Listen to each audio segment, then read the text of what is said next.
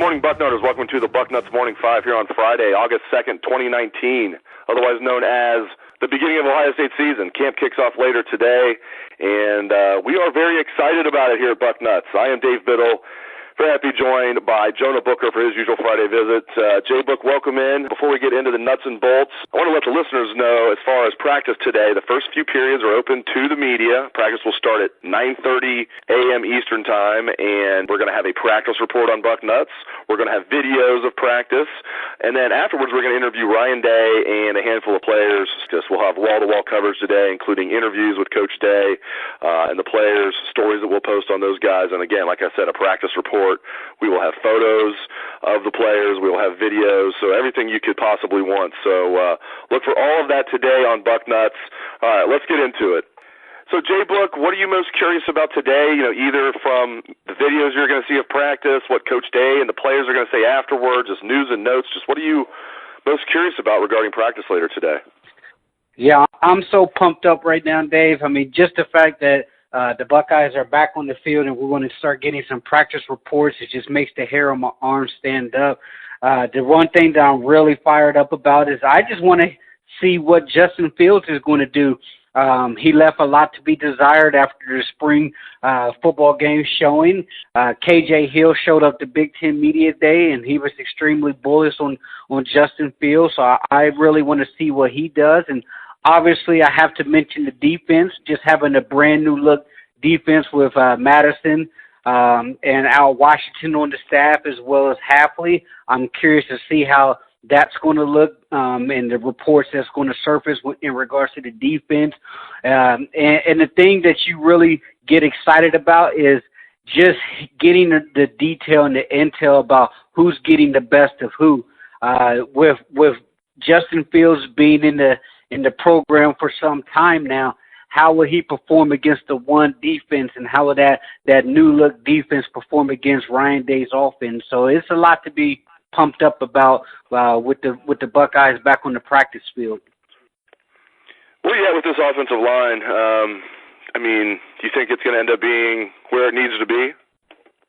I think it's going to be. I'm very excited about this offensive line. I think they have a lot of depth there, especially with the grad transfer that's going to be vying for a starting position. And then you have a healthy Brendan Bowen back in the fold.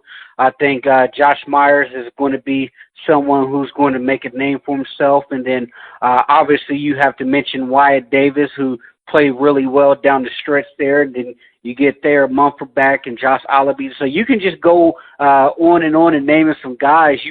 I think Ohio State probably has about 7 to 8 offensive linemen that they feel really good about. And to me, I think this is probably the deepest line that they've had for some time. They actually have some quality depth back there. I'm really bullish on it. This is going to be a big year for Stud. There were a lot of fans that were calling for his job. He really stepped up his efforts on the recruiting trail. Let's see how he steps up his efforts on the football field, because if he can develop these guys, then this offense has the potential to be very, very special. All right, so when you analyze this team, this roster, what's your biggest concern? I'm still going to say the linebackers. I think Taraja Mitchell has the potential to be a star, but I'm still concerned about them. I'm curious about the new looks that they're going to see, especially with the bullet position that's going to take one of the guys that was previously on the linebacking core last year off the field, with White coming down in the box. And I know they're talking about Jocelyn Wentz playing more the bullet position.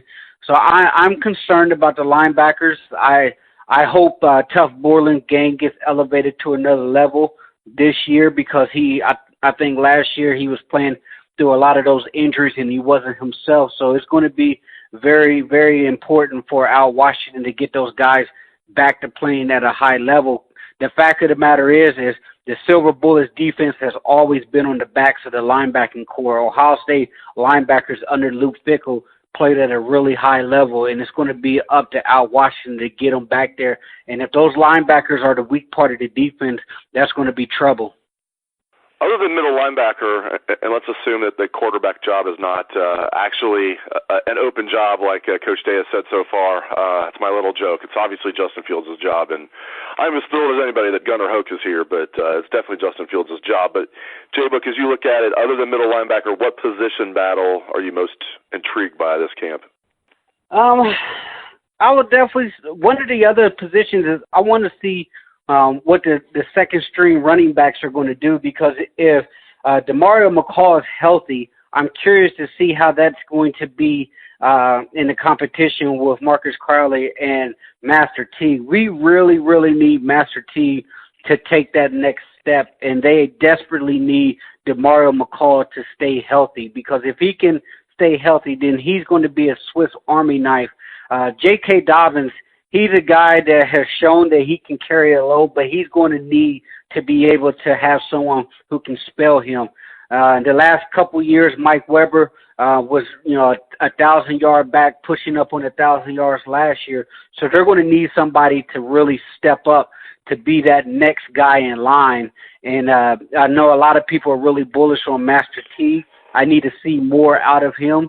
But the big thing is Demario McCall has to stay healthy, because if he can, he brings a element to the offense where he can be a creative mismatch one-on-one, especially against a lot of these Big Ten linebackers in space.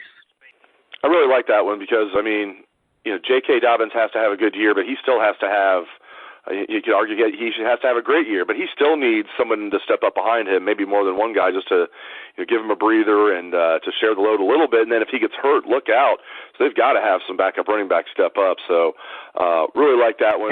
And then also you talk about, it kind of parlays into the running back recruitment here, because obviously there's been a lot of adversity on the recruiting trail when it comes to hitting home runs with the running back position with Tony Alford.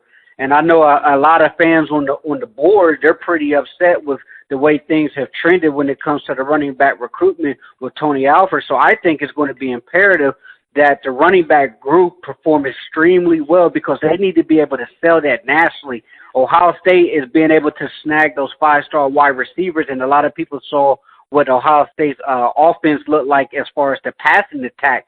I think Ohio State needs to be able to show those prime-time recruits in that 2021 class that this is still a running back-friendly offense.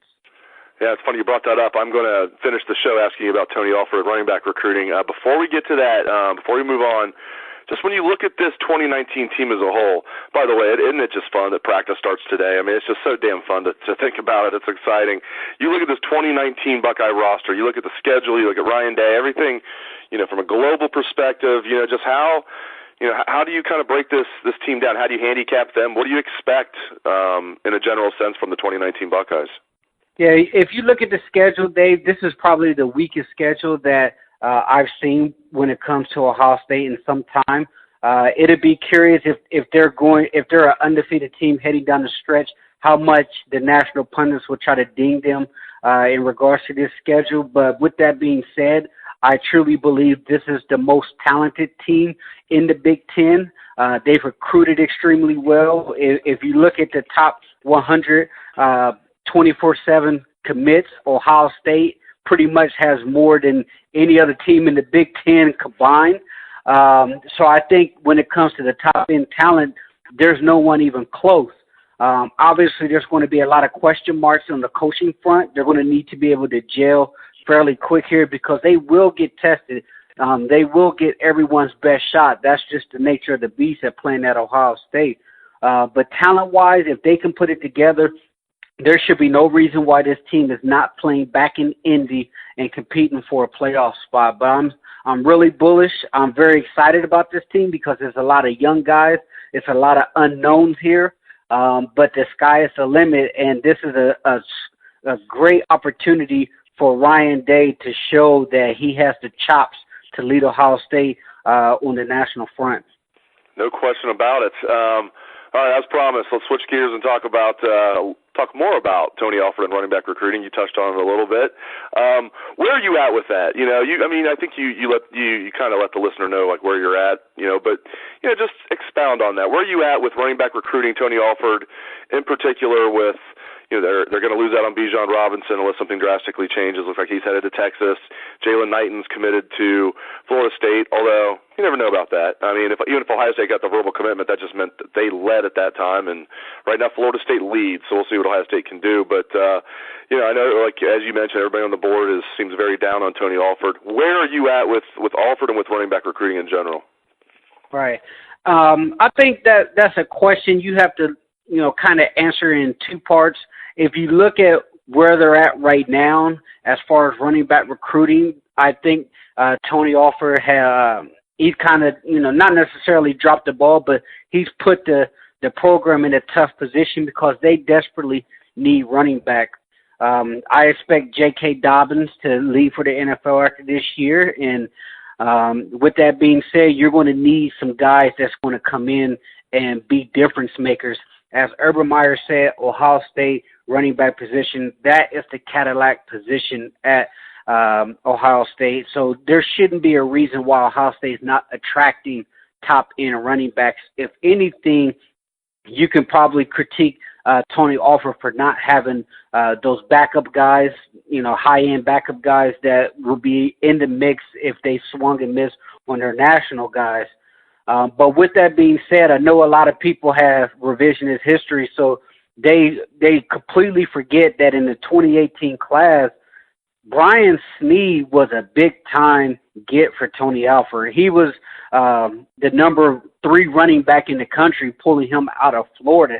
And he's supposed to be a guy that's on the roster right now that is vying for major carries, but obviously things went south with him, and he's no longer with the program. But if you're just going to look at it as a recruiting front, that was a major big-time get.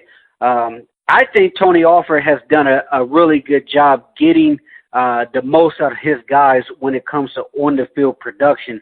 Obviously, J.K. took a step back last year, but I thought that Mike Weber played some of his best football the last couple of years, and you look at what the running backs have done overall, I think it was an impressive coaching job from Tony Alford to get J.K. Dobbins as a true freshman who was coming off an injury his senior year, playing at an all Big Ten type of level there.